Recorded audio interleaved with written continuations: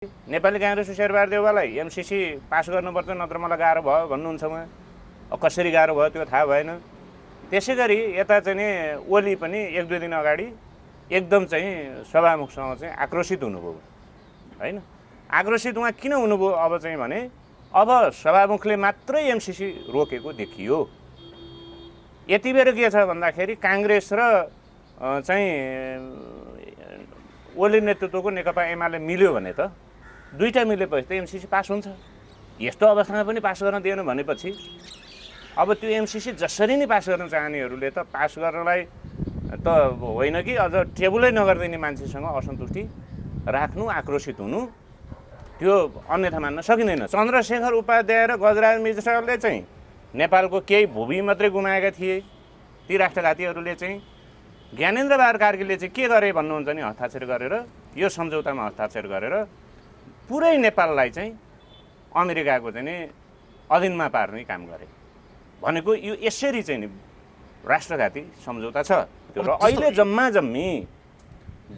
जम्मी सभामुखकै कारणले एमसिसी रोकिएको अवस्था छ। त्यति मात्रै छैन, सडकमा चाहिँ यो कोरोनाको महामारीको पनि पर्वाह नगरिकन जनताहरू चाहिँ सडकमा निस्किनु भएको छ। अब यो चाहिँ तपाईँको फागुन 11 को चाहिँ घटना फैसला भन्नुहोस्, फागुन 23 को फैसला भन्नुहोस्, फेरि चाहिँ अहिले पछिल्लो समय आएपछि जब चाहिँ एमसिसीको विषय अलिक बढी उछाल लिएर आउँछ त्यही बेला चाहिँ सभामुखको चाहिँ मुद्दा सम्बन्धी कुरो अलिक बढी चाहिँ चर्केर आउँछ फेरि होइन। यी धेरै कुराहरू चाहिँ के छन् भन्दाखेरि यो अब एमसिसी पक्षधर मान्छेहरू चाहिँ नेपालको उच्च पदस्थहरू नै भएको अहिले चाहिँ नि देखिन्छ बाहिरबाट हेर्दा। त्यसैले यी उच्च पदस्थहरूले अनेक तरिकाले चाहिँ देशभक्त व्यक्तिहरूलाई फसाउने चाहिँ कामहरू सुरु भएको छ र यस्तै गतिविधिमा सरकार तल्लिन्छ, एमसिसीका पक्षधरहरू यी राष्ट्रघातीहरू पनि तल्लिन्छन्। सभामुखलाई चाहिँ व्यक्ति हत्याको मुद्दा अथवा चाहिँ हत्या अभियोगमा होइन चाहिँ अहिले चाहिँ नि पेशी चढेको थियो केही दिन अगाडि, अहिले पेशी फेरि सरेको छ भनिन्छ होइन। अब यसमा चाहिँ सभामुखले चाहिँ नि मान्नुभयो नि ठिक छ, मान्नु भएन भने त्यहाँ फसाउने भनेर फेरि सरकारलाई आएको देखिन्छ र अदालतले पनि करिब चाहिँ त्यस्तै तरिकाले अब यो यस्तै बेलामा चाहिँ नि त्यस्ता चाहिँ गतिविधिहरू देखाउँछ। नेपालको अदालत पछिल्लो समय चाहिँ पुरै राजनीतिक विषयहरूमा चाहिँ प्रवेश गर्न लागेको छ। जब 50 करोड अमेरिकी डलरको एउटा सम्झौता होइन परियोजना सम्झौतामा यस्तो बुदा राख्नुहुन्छ, यस्तो खतरनाक बुदा, यो जानीबुझिकनै के गरिएको छ भन्नुहुन्छ भने नेपाललाई चाहिँ सिद्ध्याउने होइन, नेपालको चाहिँ सारा चाहिँ अङ्गहरूलाई चाहिँ भताभुङ्ग पार्ने, जस्तो कि तपाईँको चाहिँ कार्यपालिका, न्यायपालिका र व्यवस्थापिकालाई नै आफ्नो कन्ट्रोलमा लिने उद्देश्यका साथ यसरी आएको देखिन्छ।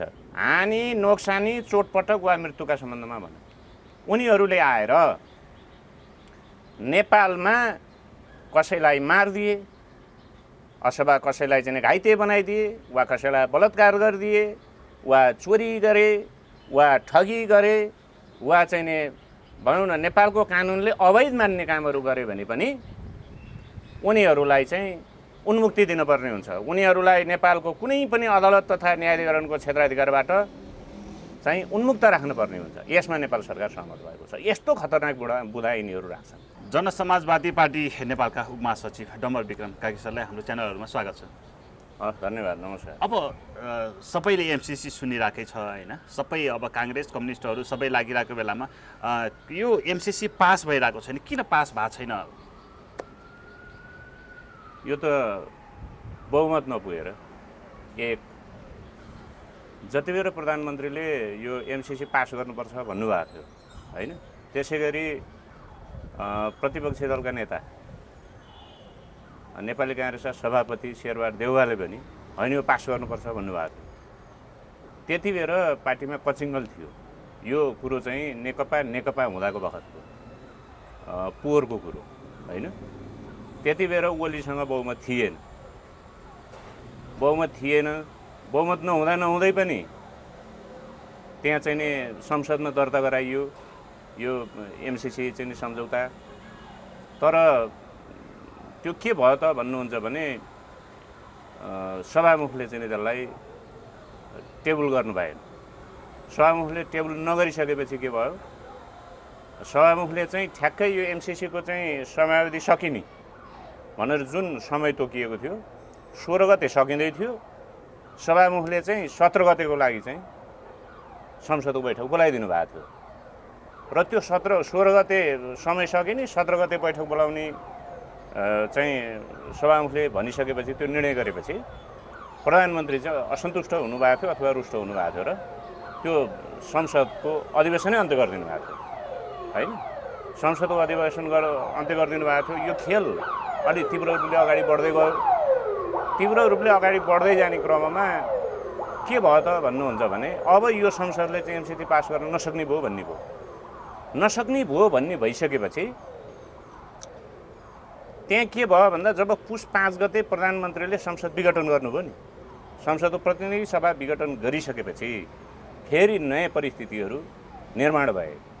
परिस्थिति यो अवस्थामा पुग्यो कि संसद पुनर्स्थापना गर्न पाएदेखि छिटो बाटोबाट र छोटो तरिकाले र थोरै खर्चमा नेपालबाट एमसिसी पास गराउन सकिन्छ भनेर त्यो शक्ति राष्ट्र लागिराखेको थियो अथवा त्यो एमसिसीका पक्षधरहरू चाहिँ लागिराखेका थिए।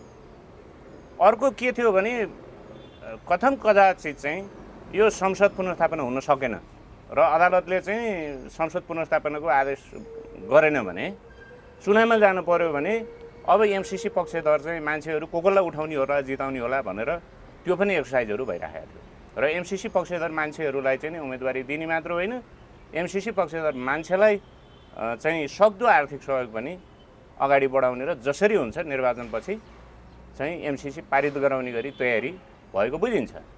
र तर जब चाहिँ फागुन 11 गते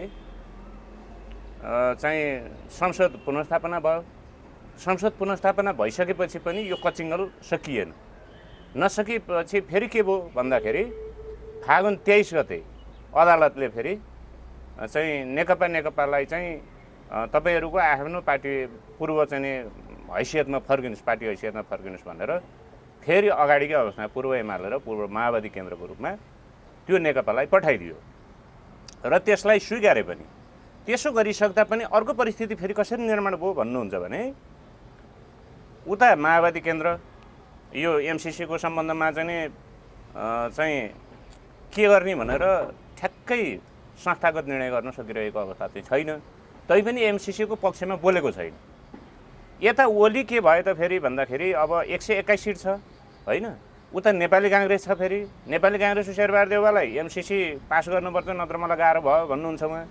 अब कसरी गाह्रो भयो त्यो थाहा भएन। त्यसै गरी यता चाहिँ ओली पनि 1-2 दिन अगाडि एकदम चाहिँ सभामुखसँग चाहिँ आक्रोशित हुनुभयो होइन। आक्रोशित उहाँ किन हुनुभयो अब चाहिँ भने अब सभामुखले मात्रै एमसिसी रोकेको देखियो। यति बेर के छ भन्दाखेरि काङ्ग्रेस र चाहिँ ओली नेतृत्वको नेकपा एमाले मिल्यो भने त दुईटा मिलेपछि त एमसिसी पास हुन्छ। यस्तो अवस्थामा पनि पास गर्न दिएन भनेपछि अब त्यो एमसिसी जसरी नै पास गर्न चाहनेहरूले त पास गर्नलाई त होइन कि अझ टेबुलै नगरिदिने मान्छेसँग असन्तुष्टि राख्नु, आक्रोशित हुनु, त्यो अन्यथा मान्न सकिँदैन त्यो। र अहिले जम्मा जम्मी सभामुखकै कारणले एमसिसी रोकिएको अवस्था छ। त्यति मात्रै छैन, सडकमा चाहिँ यो कोरोनाको महामारीको पनि पर्वाह नगरिकन जनताहरू चाहिँ सडकमा निस्किनु भएको छ। जनसमाजवादी पार्टी नेपाल लगायतका चाहिँ 23 राजनीतिक सङ्गठनहरूले पनि अस्ति 6 गते चाहिँ माइतीघर मण्डलमा जम्मा भएर चाहिँ हामीले यो एमसिसी खारेज हुनुपर्छ भनेर चाहिँ एउटा विरोध कार्यक्रम गऱ्यौँ र हाम्रो निरन्तर चाहिँ विरोध कार्यक्रमहरू तपाईँहरूलाई थाहा छ। यो एमसिसीको चाहिँ विषय जबबाट चाहिँ अलिक बढी चाहिँ प्रचारात्मक रूपमा अथवा चाहिँ संसदमा पेश गर्ने अवस्थामा पुगिसकेपछि हामीले निरन्तर विरोध गरेका छौँ र गरिरहेका छौँ र गरिरहने छौँ। अब जस्तो एउटा कुरा मैले जोडिहालेँ होइन, पूर्व सभामुख कृष्ण बहादुर महराको पद होइन, मान प्रतिष्ठा सबै धरापमा पर्नुको कारण यो एमसिसी थियो भनेर त्यो डर चाहिँ अहिलेको वर्तमान सभामुख अग्निप्रसाद सापकोटालाई पनि त्यो अभिव्यक्ति जो दिँदाखेरि त्यो अभिव्यक्तिमा त्यो झल्को देखिन्थ्यो होइन। किन यति साह्रो डर तरास हुँदाहुँदै पनि होइन एकातिरको पक्षलाई भनेपछि अर्कोलाई चाहिँ त्यसरी डर धम्की दिएर किन पास गर्नुपर्ने के छ यसमा एमसिसी? होइन, त्यति बेर पनि कृष्णबहादुर महराले चाहिँ अब यो एमसिसीका चाहिँ राष्ट्रघाती चाहिँ बुदाहरू देखिसकेपछि उहाँले टेबल गर्न मान्नु भएन छ उहाँलाई फसाउनलाई चाहिँ षड्यन्त्र गरियो। उहाँको चाहिँ नैतिक चरित्र राजनीतिक जीवन सबै करिब करिब चाहिँ पत्ता साफको अवस्थामा पुग्यो होइन। एउटा चाहिँ भनौँ न सबैले राम्रो मान्ने मान्छे। र अर्को विषय के भइदियो भन्दाखेरि फेरि अब चाहिँ त्यो काण्ड नै अलि त्यस्तै नराम्रो खाले काण्ड लगाइयो। तर त्यो काण्ड पुष्टि हुन सकेन पछि फेरि होइन, पुष्टि हुन सकेन। अहिले उहाँ चाहिँ फेरि चाहिँ सांसद हुनुहुन्छ, तर उहाँको सभामुख पद गयो। त्यसै गरी अहिले चाहिँ सभामुखको चाहिँ सन्दर्भमा कुरा गर्नुपर्दा पनि सभामुखलाई चाहिँ व्यक्ति हत्याको मुद्दा अथवा चाहिँ हत्या अभियोगमा होइन चाहिँ अहिले चाहिँ पेशी चढेको थियो केही दिन अगाडि, अहिले पेशी फेरि सरेको छ भनिन्छ होइन। अब यसमा चाहिँ सभामुखले चाहिँ मान्नुभयो भने ठिक छ, मान्नु भएन भने त्यहाँ फसाउने भनेर फेरि सरकारलाई आएको देखिन्छ। र अदालतले पनि करिब करिब चाहिँ त्यस्तै तरिकाले अब यो यस्तै बेलामा चाहिँ त्यस्ता चाहिँ गतिविधिहरू देखाउँछ। नेपालको अदालत पछिल्लो समय चाहिँ पुरै राजनीतिक विषयहरूमा चाहिँ प्रवेश गर्न लागेको छ। अब यो चाहिँ तपाईँको फागुन 11 को चाहिँ घटना फैसला भन्नुहोस्, फागुन 23 को फैसला भन्नुहोस्, फेरि चाहिँ अहिले पछिल्लो समय आएपछि जब चाहिँ एमसिसीको विषय अलिक बढी उछालिएर आउँछ त्यही बेला चाहिँ सभामुखको चाहिँ मुद्दा सम्बन्धी कुरो अलिक बढी चाहिँ चर्केर आउँछ फेरि होइन। यी धेरै कुराहरू चाहिँ के छन् भन्दाखेरि यो अब एमसिसी पक्षधर मान्छेहरू चाहिँ नेपालको उच्च पदस्थहरू नै भएको अहिले चाहिँ देखिन्छ बाहिरबाट हेर्दा। त्यसैले यी उच्च पदस्थहरूले अनेक तरिकाले चाहिँ देशभक्त व्यक्तिहरूलाई फसाउने चाहिँ कामहरू सुरु भएको छ र यस्तै गतिविधिमा सरकार तन्लिन्छ, एमसिसीका पक्षधरहरू यी राष्ट्रघातीहरू पनि तन्लिन्छन्। अब जस्तो तपाईँलाई चाहिँ होइन, तपाईँको पार्टीसँग संलग्न 23 दल छ होइन, कम्युनिस्टहरू र सबै एकजुट भएर लाग्नु भएको छ होइन। यसमा एमसिसीमा के कुरा त्यस्तो देख्नुभयो जसको कारणले गर्दाखेरि यो एमसिसी राष्ट्रघाती हो भनेर प्रमाणित गर्नुहुन्छ? अब म तपाईँलाई एक दुईवटा कुरा म पढेरै सुनाइदिन्छु है त। जस्तो पढेरै सुनाउने क्रममा म एउटा के सुनाउँछु भन्दाखेरि यो धारा 5 को दफा 5.5 कायम रहने भन्छ। सरकारका यस दफा 2.7, 2.8, 3.2 च 3.7, 3.8, 5.2, 5.3 र 5.4 तथा 6.4 अन्तर्गतका जिम्मेवारीहरू प्रस्तुत सम्झौताको समाप्ति, निलम्बन वा अन्त्यपछि पनि कायम रहिरहनेछन् भन्छ। अब केही विद्वान भनाउँदा राज्यले पत्याएको, विदेशीले पनि पत्याएको भनेका व्यक्तिहरू कहाँ त्यस्तो चाहिँ यो 5 वर्षमा चाहिँ सकिहाल्छ नि। एमसिसीको परियोजना 5 वर्षमा सकिन्छ, 5 वर्षमा सकेपछि त सकिहाल्यो त, के छ भनेर भन्छन्। तर यी चाहिँ तपाईँको कतिवटा भन्नुहुन्छ भने 1, 2, 3, 4, 5, 6, 7, 8, 9वटा चाहिँ दफाहरू कायमै रहने देखियो। 9वटामा एउटा चाहिँ 120 दिनसम्मका लागि मात्रै चाहिँ के हुने भयो, लागू हुने भयो, बाँकी चाहिँ फेरि रहिरहने भए चिरकाल पर्यन्त। त्यो एउटा चाहिँ नि अलिक खतरनाक विषयहरू देखिन्छ। त्यसै गरी अर्को के भन्छ यहाँ भन्नुहुन्छ भने दफा 6.4 लागू हुने कानुन भन्छ। प्रस्तुत सम्झौता एक अन्तर्राष्ट्रिय सम्झौता हो र सोही अनुरूप यो सम्झौताका हकमा अन्तर्राष्ट्रिय कानुनका सिद्धान्तहरू लागू हुन्छन् भन्छ। अब दुई देश बीच होइन, एउटा देश र अर्को देशको चाहिँ नि एउटा सहायता चाहिँ नि संस्था अथवा निगम बीच सम्झौता हुँदाखेरि यो सम्झौताले अन्तर्राष्ट्रिय चाहिँ मान्यता पाउनुपर्ने भन्नुको अर्थ के हो भन्नुहुन्छ भने भोलि परिभाषाको क्रममा जब यसलाई चाहिँ अन्तर्राष्ट्रिय चाहिँ कानुनको अङ्ग मानिन्छ अथवा अन्तर्राष्ट्रिय कानुन अनुसार चाहिँ परिभाषा गरिने कुरा आउँछ, त्यति बेला चाहिँ कुनै पनि देशको चाहिँ आफ्नो देशको राष्ट्रिय कानुनले काम गर्दैन होइन। त्यो मानसिकताका साथ लगिएको छ। एउटा जाबो 50 करोड अमेरिकी डलरको एउटा सम्झौता होइन, परियोजना सम्झौतामा यस्तो बुदा राख्नुहुन्छ, यस्तो खतरनाक बुदा। यो जानी बुझिकनै के गरिएको छ भन्नुहुन्छ भने नेपाललाई चाहिँ सिद्ध्याउने होइन, नेपालको चाहिँ सारा चाहिँ अङ्गहरूलाई चाहिँ भताभुङ्ग पार्ने, जस्तो कि तपाईँको चाहिँ कार्यपालिका, न्यायपालिका र व्यवस्थापिकालाई नै आफ्नो कन्ट्रोलमा लिने उद्देश्यका साथ यसरी आएको देखिन्छ। यो चाहिँ यो सम्झौता मात्रै रहने छैन, संसदबाट पास गरेपछि यसले सन्धिको रूप लिनेछ। यसैले यो राखियो।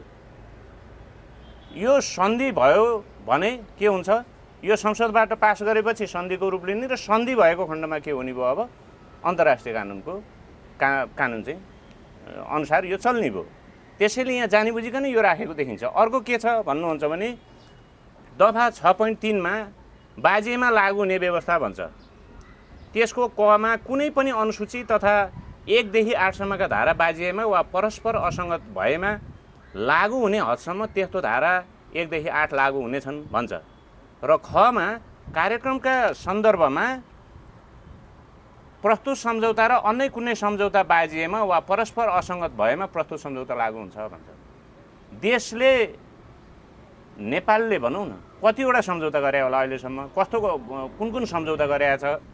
अब यो ती सम्झौताहरू चाहिँ यो एमसिसी सम्झौतासँग बाजिएको खण्डमा चाहिँ एमसिसी सम्झौता लागू हुने भयो भन्छ। भनेको के हो भने यहाँभन्दा अगाडि गरिएका र पछि गरिने सम्झौताहरू पनि अब यो सम्झौतासँग चाहिँ बाजिएको खण्डमा ती काम नलाग्ने भए यसरी जान्छ। यो जानी बुझिकन धेरै कुराहरू चाहिँ कसरी अगाडि बढेको छ भन्नुहुन्छ भने सुगौली सन्धि ताका ती चन्द्रशेखर उपाध्याय र गजराज मिश्र भन्ने राष्ट्रघातीहरूले जे काम गरेका थिए ती दुईटाले सुगौलीमा गएर हस्ताक्षर गर्दा नेपालको चाहिँ 2/3 चाहिँ भूभाग गुमेको थियो। पछि केही चाहिँ फिर्ता आयो, अझै पनि करिब चाहिँ 60,000 वर्ग किलोमिटरभन्दा बढी भूमि चाहिँ अझै पनि बङ्गलादेश र भारतको टेरिटोरीभित्र चाहिँ अझै पनि हाम्रो भूमि त्यहाँ उनीहरूले कब्जा गरेर बसेका छन्। हामीलाई चाहिँ बेलायतले त्यो भूमि फिर्ता गर्नुपर्ने हो, फिर्ता गरेको छैन। हो त्यस्तै चाहिँ काम के भयो भन्नुहुन्छ भने ज्ञानेन्द्र बहादुर कार्कीबाट भयो। अहिले उनले चाहिँ के गरे भने चन्द्रशेखर उपाध्याय र गजराज मिश्रले चाहिँ नेपालको केही भूमि मात्रै गुमाएका थिए। ती राष्ट्रघातीहरूले चाहिँ ज्ञानेन्द्र बहादुर कार्कीले चाहिँ के गरे भन्नुहुन्छ भने हस्ताक्षर गरेर यो सम्झौतामा हस्ताक्षर गरेर पुरै नेपाललाई चाहिँ अमेरिकाको चाहिँ अधीनमा पार्ने काम गरे। भनेको यो यसरी चाहिँ राष्ट्रघाती सम्झौता छ। त्यसै गरी अर्को झन् डरमर्दो विषय के छ भन्नुहुन्छ भने यही चाहिँ एमसिसी सम्झौताको धारा 7 को दफा 7(1) मा आन्तरिक शर्त भन्छ। त्यसमा चाहिँ प्रस्तुत सम्झौता लागू गर्न आवश्यक आन्तरिक शर्तहरू पुरा गर्न सरकारले समयमै सुरुवात गर्नेछ। प्रस्तुत सम्झौता लागू भए पश्चात प्रस्तुत सम्झौता र नेपालको राष्ट्रिय कानुन बाजिएमा प्रस्तुत सम्झौता लागू हुनेछ भन्ने पक्षहरूको बुझाइ छ भन्छ। भनेको यहाँ के भइदियो भन्नुहुन्छ भने हाम्रो देशमा त राष्ट्रिय कानुन भन्नाले के पर्छ त भन्दा संविधान पनि पर्छ, ऐन कानुन नियम नियमावलीहरू अनि सर्वोच्च अदालतबाट चाहिँ प्रतिपादित नजिरहरू पनि पर्छन् हैन। अब र सरकारी चाहिँ आज्ञा अथवा आदेश अथवा निर्देशन यी सबै पर्छन्। अब यी विषयहरू के भइदियो भन्नुहुन्छ भने यो यसमा आइसकेपछि अब एमसिसीको हदमा आएपछि के भइदियो भन्नुहुन्छ भने अब एमसिसीको धाराहरू लागू हुने। एउटा जाबो 50 करोड अमेरिकी डलर बराबरको चाहिँ संस्थाको लागि त्यसलाई राष्ट्रिय कानुनभन्दा माथि जाने चाहिँ हैसियत दिनुहुन्छ। यहाँ राष्ट्रघात भएको छ। त्यसै गरी म तपाईँलाई अर्को पनि बताउँदैछु। सबैभन्दा खतरनाक विषय के छ भन्नुहुन्छ भने यसकै चाहिँ यही सम्झौताको दफा 6.8 एमसिसीको हैसियत भन्ने शीर्षक छ। त्यसको अन्तिममा के छ भन्नुहुन्छ भने प्रस्तुत सम्झौता अन्तर्गतका क्रियाकलाप वा अकर्मण्यताबाट उत्पन्न हुने कुनै पनि हानि वा दाबीका सम्बन्धमा एमसिसी तथा संयुक्त राज्य सरकार वा एमसिसी वा संयुक्त राज्य सरकारका कुनै पनि वर्तमान वा भूतपूर्व अधिकारी वा कर्मचारीहरू नेपालका कुनै पनि अदालत तथा न्यायाधिकरणको क्षेत्राधिकारबाट उन्मुक्त रहनेछन् भन्ने सरकार सहमत भएको छ भन्छ। ल हेर्नुहोस् यो भनेको के हो त? यो यस्तो चाहिँ डरमर्दो विषय हो कि तपाईको ती चाहिँ एमसिसीका कर्मचारीहरू अथवा संयुक्त राज्य सरकार वा एमसिसी के अरे संयुक्त राज्य सरकारका कुनै पनि वर्तमान वा भूतपूर्व अधिकारीहरू वा कर्मचारीहरू भनेर एमसिसीको मात्रै भनेन, यो अमेरिकाको सरकारको पनि कुरा गर्यो। अमेरिकी सरकार र एमसिसीका वर्तमान र भूतपूर्व कर्मचारी वा कर्मचारीहरू नेपालका सरकार वा एमसिसी वा संयुक्त राज्य सरकारका कुनै पनि वर्तमान वा भूतपूर्व अधिकारी वा कर्मचारीहरू नेपालका कुनै पनि अदालत वा न्यायाधिकरणको क्षेत्राधिकारबाट उन्मुक्त रहनेछन् भन्ने सरकार सहमत भएको छ भने उनीहरूलाई चाहिँ उन्मुक्ति दियो होइन। त्यो अकर्मण्यताबाट हुने कुनै पनि हानि नोक्सानी होइन, त्यो हानि नोक्सानी जस्तो सरकारले उल्लेखित कुनै पनि निकायका विरुद्ध त्यस्तो हानि नोक्सानी चोटपटक वा मृत्युका सम्बन्धमा कुनै पनि प्रकारको दाबी वा कानुनी प्रक्रिया अवलम्बन नगर्ने कुरामा सहमति जनाएको छ भन्छ। यहाँ प्रष्टै के भन्नुहुन्छ भने हानि नोक्सानी चोटपटक वा मृत्युका सम्बन्धमा भन्नु। उनीहरूले आएर नेपालमा कसैलाई मारिदिए अथवा कसैलाई चाहिँ घाइते बनाइदिए वा कसैलाई बलात्कार गरिदिए वा चोरी गरे वा ठगी गरे वा चाहिँ भनौँ न नेपालको कानुनले अवैध मान्ने कामहरू गरे भने पनि उनीहरूलाई चाहिँ उन्मुक्ति दिनुपर्ने हुन्छ। उनीहरूलाई नेपालको कुनै पनि अदालत तथा न्यायाधिकरणको क्षेत्राधिकारबाट चाहिँ उन्मुक्त राख्नुपर्ने हुन्छ। यसमा नेपाल सरकार सहमत भएको छ। यस्तो खतरनाक बुँदा यिनीहरू राख्छन् है। त्यसै गरी अब यसलाई कसरी अगाडि बढाउने भन्ने सन्दर्भमा उनीहरू प्रष्ट छन्। त्यसै गरी बौद्धिक सम्पत्ति सम्बन्धी कुरामा पनि म तपाईँलाई भनौँ, यो धारा 3 को 3(2) च छ होइन। त्यो 3(2) च मा सरकारले आफ्नो तर्फबाट एमसिसीलाई बौद्धिक सम्पत्तिको कुनै अंश वा अंशहरू हाल ज्ञात भएको वा यस पश्चात विकसित हुने एमसिसीले उपयुक्त देखेको कुनै माध्यममा जुनसुकै प्रयोजन उत्पादन, पुनः उत्पादन, प्रकाशन, परिवर्तन, प्रयोग, सञ्चय, रूपान्तरण वा उपलब्ध गराउने अधिकार समेतका लागि अविच्छिन्न, अपरिवर्तनीय, रोयल्टी रहित, विश्वव्यापी, पूर्ण रूपमा भुक्तान गरिएको हस्तान्तरण गर्न सक्ने अधिकार तथा प्रयोग गर्न वा गरेको हुन अनुमति प्रदान गर्दछ भन्छ। भनेको लगानी त हाम्रो पनि हुन्छ। 50 करोड डलर उनीहरूको लगानी भनिएको छ, 13 करोड डलर त हाम्रो पनि लगानी हो होइन। अब बौद्धिक सम्पत्तिमा उसको एकलौटी।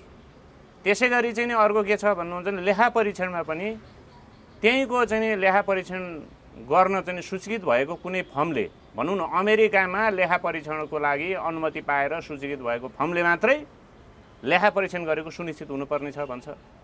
ठेकदारहरू नियुक्त गर्दा पनि चाहिँ नि त्यो एमसिसी चाहिँ ले नै त्यसलाई स्वीकार गर्नुपर्ने हुन्छ भनिसकेपछि घुमाउरो पाराले उनीहरूकै चाहिँ मान्छे राख्ने अथवा उनीहरूकै ठेकदार राख्ने कुराहरू भएको छ। यस्ता घातक कुराहरू गरिएको छ। त्यसै गरी चाहिँ अर्को के छ भन्नुहुन्छ भने यो एउटा चाहिँ प्रोग्राम इम्प्लिमेन्टेसन एग्रिमेन्ट भन्ने छ पिआइए है। यो चाहिँ पूर्व अर्थमन्त्री डाक्टर युवराज खतिवडाले चाहिँ हस्ताक्षर गर्नुभएको छ। अब त्यसको चाहिँ म एउटा ठ्याक्कै एकदम गम्भीर चाहिँ बुँदा पढेर सुनाउँछु। आर्टिकल 1 को सेक्सन 1.3(b)(1) है। यसमा म पढेर सुनाउँछु। आर्टिकल 1 सेक्सन 1.3(b) को I power and authorization. MCA Nepal has the power and authority to A. bind the government to the full extent of the designated rights and responsibilities भन्छ होइन। यसले के गर्यो भन्नुहुन्छ भने सरकारको अधिकार र चाहिँ यो कर्तव्यहरूको सम्बन्धमा चाहिँ सरकारलाई नै बाँधेर राख्ने भयो। त्यो एमसिए नेपाल भन्ने जुन छ संस्थाले, जुन संस्थालाई सरकारले जन्मायो त्यही संस्थाले चाहिँ के गर्ने भयो, सरकारलाई चाहिँ अब हलचल गर्न नदिने भयो। भनेको अब प्रधानमन्त्री कार्यकारी हो कि नेपालको प्रसङ्गमा यो एमसिसी अन्तर्गतको एमसिए नेपाल चाहिँ कार्यकारी हो भन्ने कुरा आयो। अब प्रधानमन्त्रीले चाहिँ के गर्नु पर्यो त भन्दा आफ्ना चाहिँ विज्ञहरू जो उहाँले चाहिँ सल्लाहकार राख्नु भएको छ ती सल्लाहकारलाई राखेर चाहिँ एकचोटि पढ्नुपर्ने हो विषयहरू र प्रधानमन्त्रीले चाहिँ धारा 75 पनि पढ्नुपर्ने भयो। कार्यकारी अधिकार कसले प्रयोग गर्छ? एउटा चाहिँ आफैले जन्माएको एउटा संस्थाले गर्छ कि प्रधानमन्त्रीले गर्छ भन्ने कुरा हो। त्यसै गरी चाहिँ यसैको अब यही नै सेक्सन 1.3 को B बी अनि यसको चाहिँ नि आइएक्स म एकचोटि पढेर सुनाउँछु है। त्यो बिआइएक्स एकचोटि हजुरले सुनिदिनु होला। यहाँ के भन्छ भन्दाखेरि एमसिए नेपाल हायरिङ प्र्याक्टिसेस भन्छ। MCA Nepal will hire all officers and employees through fair competitive and non discriminatory procedures. Officers and employees will be hired without regard to nationality or citizenship भन्छ। हेर्नुहोस् है, अहिले के भन्नु त्यो 6.8 मा जे कुरो मूल चाहिँ सम्झौताको दफा 6.8 मा जे विषयहरू छ होइन, त्यो अकर्मण्यताको कारणले कुनै चोटपटक भएमा चाहिँ कुनै हानि नोक्सानी भएमा अथवा चाहिँ मृत्यु भएमा चाहिँ नेपालको चाहिँ अड्डा अदालतमा चाहिँ उनीहरू विरुद्ध मुद्दा लाग्ने छैन जुन भनिएको छ, त्यसलाई ठ्याक्कै यहाँ ल्याइएको छ।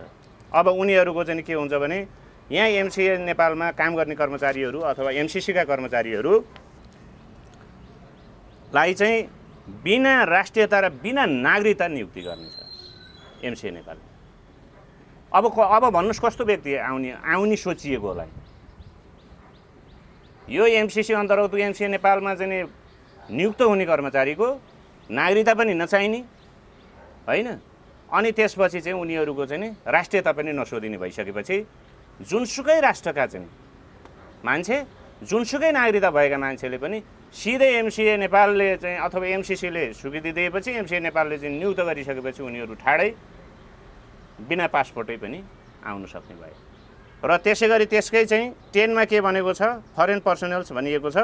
The government agrees to arrange for any foreign personnel, either individual consultants or personnel of firms, providing goods, works or services under the compact to be provided promptly with any necessary work visas, and to arrange for such foreign personnel and their family to be provided promptly with entry visas, and B. Provide the foreign personnel, either individual consultants or personnel of firms, providing goods, works or services under the compact with work permits and such other documents as shall be necessary to enable the foreign personnel to perform services and remain to Nepal for the duration of compact without the need to exit the country for any period in the interim. भनेको के हो, उनीहरूलाई अब उसै परिवारलाई पनि दिनु पर्यो, त्यो कर्मचारी मात्र होइन, कर्मचारीलाई वर्किङ भिजा होइन, अरूलाई के दिनु पर्यो, अब इन्ट्री भिजा दिनु पर्यो, उनीहरूले तत्काल आउनु पाउनु पर्यो। र फेरि त्यति मात्रै भन्दैन, यो समयभरिमा ऊ फेरि आफ्नो मन खुसीले जाने आउने गर्छ, उसलाई कुनै त्यस्तो हुँदैन, त्यसैले रोकटोक छैन। यहाँ के भयो भन्नुहुन्छ भने अब यो एमसिसी के हो भन्ने प्रसङ्गमा हामीले बुझ्नुपर्ने हुन्छ है। एमसिसी भनेको चाहिँ विशेषतः अहिले यो एउटा अमेरिकी सहयोग परियोजना हो भनेर सामान्यतया बुझ्ने गरिन्छ, तर अमेरिकाको सुरक्षा रणनीति अन्तर्गतको परियोजना हो यो भनेर हामीले चाहिँ भुल्नु हुँदैन। र उनीहरूले भनिराखेकै छन् त्यो फेरि होइन, उनीहरूले भनिराखेकै छन्। अब चाहिँ सारा चाहिँ सहयोगहरू हाम्रो के हुन्छ त भन्दा हाम्रो राष्ट्रिय सुरक्षा रणनीति अन्तर्गत हुनुपर्छ भन्ने उनीहरूको चाहिँ भनाइ नै रहेको छ।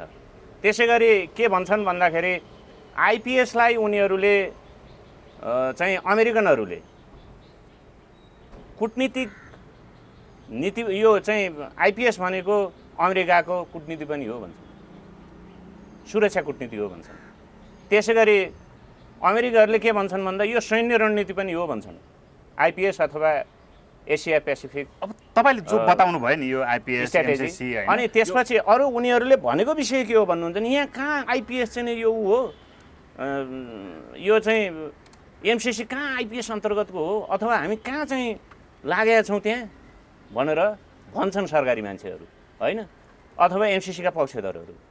अब यो बाबा अमेरिकाले भनिसक्यो यो हाम्रो चाहिँ सैन्य रणनीति हो अथवा सैन्य कूटनीति हो भनिसक्यो। त्यसै गरी चाहिँ नि एमसिसी भनेको आइपिएस अन्तर्गत हो भनेर उनीहरूले भने, पोहोर भने नि त, उनीहरूले के भने भने यो आइपिएसको अङ्ग हो, लिने भए लिनुहोस्, नलिने भए चाहिँ हामी अन्त्य लिएर जान्छौँ पनि। यस्तो यो परियोजना छ नि, यो परियोजनामा नि जस्तो प्रधानमन्त्री अब होइन देशको एउटा गार्जियन पनि हो होइन, अभिभावक पनि हो, यस्तो भयानक यो योजनाहरू लिनुमा होइन तपाईँ चाहिँ प्रधानमन्त्रीमा खोट छ भनेर भनिराख्नु भएको होइन। प्रधानमन्त्रीमा मात्रै होइन त खोट त कोषमा रह्यो भन्नुहुन्छ नि, यो सम्झौता हस्ताक्षर गर्नेमा पनि भयो त्यो हस्ताक्षर गर्नेको दलमा पनि भयो काङ्ग्रेसमा खोट त पनि भयो। त्यहाँबाट भने एमसिसीको पक्षमा बोल्नेहरूमा पनि खोट रह्यो। राष्ट्रप्रति यत्रो बेइमानी गर्ने, देशलाई चाहिँ जम्मा 50 करोड अमेरिकी डलरको लागि देशको चाहिँ सार्वभौमसत्तालाई चाहिँ तिलाञ्जली दिने, देशको सार्वभौमसत्ता चाहिँलाई एकदम चाहिँ भनौँ न चाहिँ घात पुग्ने काम गर्ने, राष्ट्रघाती काम गर्नेहरूलाई के भन्ने कसरी खोट भएको भन्ने कुरै आएन। उहाँहरू स्वीकार्नै बाध्य हुनुहुन्न बाबा। उहाँहरू त यस्तो गल्ती हामीले गरेका छौँ भनेर स्वीकार्नुहुन्न। यो एकदम चाहिँ के छ भन्दाखेरि हामीलाई चाहिँ आक्रोशित बनाउने विषय, नेपाली जनतालाई आक्रोशित बनाउने विषय भनेको त के छ भने उहाँले स्वीकार्न पर्यो नि त गलत कुराहरू त। कसैले पढेकै छैन भनेर चाहिँ हिँड्नुहुन्छ नि त उहाँहरू त। पढेकै छैन, बुझेकै छैन भन्नुहुन्छ। अहिलेको जमानामा अब उहाँहरूले पढ्ने, एमसिसीका पक्षधरहरूले पढ्ने अनि अरूले नपढ्ने भन्ने हुन्छ। त्यसैले यो विषय के हो भन्नुहुन्छ भने साह्रै गम्भीर विषय, सस्तोमा नेपाललाई अधीनस्थ बनाउने अमेरिकी योजना हो। र फेरि उनीहरूले स्पष्ट भनेका छन्, उनीहरूले चाहिँ तपाईँको त्यति मात्रै भनेका छैनन्, यही सम्झौतामा भनिएको छ अहिलेको चाहिँ एमसिसी सम्झौता जुन चाहिँ दिन पास हुन्छ त्यसपछि हुने के हो भन्नुहुन्छ भने वर्तमान कानुन र भविष्यमा चाहिँ अमेरिकामा बन्ने कानुनहरू पनि मान्नुपर्छ भन्ने छ होइन। त्यसै गरी अब विद्वानहरूले भन्न सक्नु पर्यो अमेरिकामा अहिले कस्तो कस्तो कानुन छ, के छ र भविष्यमा आउने कानुनहरू हामी थ्याक्न सक्छौँ सक्दैन। त्यसै गरी नीति पनि मान्नुपर्छ। अमेरिकी नीति भनेको छ, अमेरिकी नीति तपाईँ हामीलाई थाहा छ कस्तो कस्तो छ। उसको चाहिँ टिबेट सम्बन्धी नीति छ, उइगुर सम्बन्धी नीति छ होइन। सिङ्गापुर लगायतका चाहिँ देशहरूको जस्तो चाहिँ उनीहरूले रसियालाई कसरी हेर्छन्, साउथ अफ्रिका के अरे नर्थ कोरियालाई कसरी हेर्छन् होइन, क्युबालाई कसरी हेर्छन्, चाइनालाई कसरी हेर्छन्, भारतलाई मान्नु पर्यो। यावत कुराहरू छन्, यी थोरै विषयहरू छैन। यी सबका सबलाई हामीले मानेर जानुपर्ने हुन्छ। जस्तो यो यसरी यस्ता घातक कुराहरूमा प्रधानमन्त्रीको नियत चाहिँ किन खराब भयो त्यो पनि स्पष्ट पारिदिनु। अब प्रधानमन्त्री पछिल्लो समय चाहिँ आफ्नो कुर्सी जोगाउनको लागि चाहिँ उहाँ इन्डो पश्चिमाहरूको पकडमा रहेको देखियो। नत्र उहाँलाई के हतार, राष्ट्रवादी छवि बनाउनु भयो मान्छे होइन। अगाडि पनि राष्ट्रवादी छवि बनाएको, पछि आइसकेपछि फेरि यो चुच्चे नक्सा निकालेर राष्ट्रिय छवि बनायो मान्छे। चुच्चे नक्सा चाहिँ निकाल्ने तर चाहिँ त्यही अनुसारको चाहिँ काम चाहिँ नगर्ने, बरु चाहिँ एमसिसी पास गरेर अब त्यो सानो भाग थप्ने, थपेको नक्सा चाहिँ निकाल्ने, भाग थप्ने होइन। फेरि त्यहाँ चाहिँ अब त्यो भूमि नै आफ्नो अधीनमा लिन त जे काम गर्नु पर्थ्यो त्यो त केही पनि काम गर्नु भएन। प्रधानमन्त्रीले गफमात्र लडाइदिएर हिँड्नु भएको छ अहिले। अब त्यो नक्सामा चाहिँ समावेश गरिएको भूमिलाई नियन्त्रणमा आफ्नो अधीनमा लिनु त कता कता। उहाँ पुरै देश बुझाउने खाले चाहिँ नि सम्झौता चाहिँ संसदले अहिले पारित गर्नुपर्छ। यो के हो, यो चाहिँ सभामुख यस्तो नि हुन्छ, नैतिकहीन सभामुख हो भनेर हिँड्नुहुन्छ। देशलाई घाटा लाग्ने काम जो कसैले गरे पनि त्यो राष्ट्र चाहिँ गलतै राष्ट्रघाती नै मान्छे हो र देशलाई चाहिँ नाफा हुने काम गर्ने, राष्ट्रहितको काम गर्ने मान्छे चाहिँ के हो भन्नुहुन्छ भने त्यो वास्तवमा राष्ट्रवादी मान्छे हो। त म तपाईँलाई अर्को कुरो पनि भन्छु, हामी ढाँटेको छ भन्नुहुन्छ भने हामीलाई सिधै यी चाहिँ हाम्रा उसले चाहिँ परराष्ट्र मन्त्रीले ढाँटेका छन्, नेपाली जनतालाई ढाँटेका छन्। त्यो ढाँटेको म तपाईँलाई एउटा प्रमाण पेश गर्छु यहाँ है। अनि हाम्रा कुरालाई अगाडि बढायो नि बढाउँला, रोक्यो नि रोकौँला। तर एउटा चाहिँ म यहाँ तपाईँलाई देखाइहाल्छु। यहाँ के छ भन्नुहुन्छ भने यो इन्डो पेसिफिक स्ट्राटेजी रिपोर्ट है, यो जुन 1, 2019 को यसको चाहिँ पेज नम्बर 38 मा के छ भन्नुहुन्छ भने the state partnership programme in the Indo Pacific भन्ने शीर्षकमा the state partnership programme began in 1993 with partnerships between the National Guard of designated US states and newly independent Eastern European countries. The state partnership program has since expanded to other regions, including the Middle East, Africa, Latin America, Western Europe, and the Indo-Pacific. By the end of fiscal year 2019, the United States will have 79 partnerships with 86 nations, 12 of which are in the Indo-Pacific.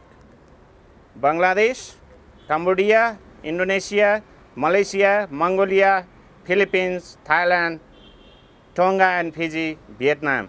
Recently added Nepal 2019, Sri Lanka 2019. नेपाललाई उनीहरूले चाहिँ यसरी आफ्नो partnership अथवा चाहिँ को रूपमा अगाडि बढाइसकेका छन् इन्डो पेसिफिक स्ट्र्याटेजीको पार्टनरसिपको रूपमा। तर परराष्ट्र मन्त्रीले ठगिराख्नु भएको छ। परराष्ट्र मन्त्री के भन्नुहुन्छ, अब उहाँले होइन गरेका छैन भन्नुहुन्छ। अनि यो रिपोर्टमा, यो इन्डो पेसिफिक स्ट्र्याटेजी रिपोर्टमा किन आयो, कसरी आयो र बाहिर सुनिएको छ। यी मान्छेले कि त इङ्ग्लिस बुझेनन् होइन, कि त यिनीहरूले ठगे भनेर चाहिँ अथवा झुटो बोले हामीलाई धोका दिए भनेर अमेरिकी चाहिँ अधिकारीहरूले विशेषतः अमेरिकी दूतावासका चाहिँ अधिकारीहरूले भनेको सुनेका थियौँ हामीले त्यतिखेर। उनीहरूले भनेका थिए यो होइन मैले केही पनि गरेर आएको छैन भनेर प्रौद्योगिकीले भनिसकेपछि, हाम्रो परराष्ट्र मन्त्रीले भनिसकेपछि आइदर हि डजन्ट नो अथवा either he doesn't understand English or he betrayed भनेको यहाँ नभएको कुरो छैन।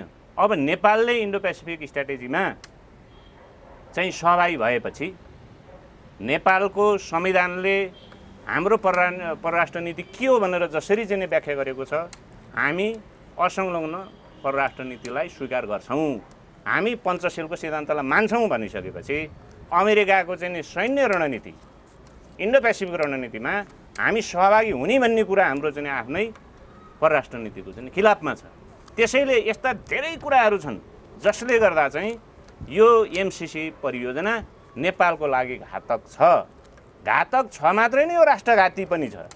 र यो गर्न खोज्ने, त्यो पास गर्ने माहौल बनाउनेहरू, चाहे त्यो चाहिँ कुनै बुद्धिजीवी होस् या चाहे कुनै राजनीतिक दलका व्यक्तित्व नेता अथवा चाहिँ सांसद हुन्, मन्त्री हुन् होइन, या पत्रकार हुन्, या सैन्य क्षेत्रका हुन्, या सामान्य मान्छेहरू हुन्, ती चाहिँ के हुन्छ भने अन्ततोगत्वा उनीहरूले राष्ट्रघात गरेको चाहिँ ठहरिनेछ र उनीहरू राष्ट्रघाती नै ठहरिनेछन्। अब भनौँ राष्ट्रघाती हुने हो या अब चाहिँ यो देशलाई बचाउने हो। त्यसैले सम्पूर्ण चाहिँ आम चाहिँ नेपाली जनसमुदायहरूमा म अनुरोध गर्न चाहन्छु, हाम्रो देशको विकास हामी आफै गर्न सक्छौँ, हाम्रो देशको चाहिँ सुरक्षालाई चाहिँ आफै बन्दिलो बनाउन सक्छौँ। हामी चाहिँ के हो भन्दाखेरि विदेशीहरू हाम्रो भूमिमा आएर परेड नखेलुन्। विदेशीहरूले परेड खेलेको चाहिँ भूमि हामीले देखेका छौँ। त्यहाँ हामीले हाम्रो आफ्नो छोरीचेली भन्न पाएको छैन, आफ्नो ज्यान भन्न पाएको छैन, आफ्नो धन भन्न पाएको छैन। त्यस्तो अवस्था छ। हाम्रा छोरीचेलीबेटीहरू आफ्नै आँखा अगाडि बलात्कार भएको हेर्ने दिनको लागि चाहिँ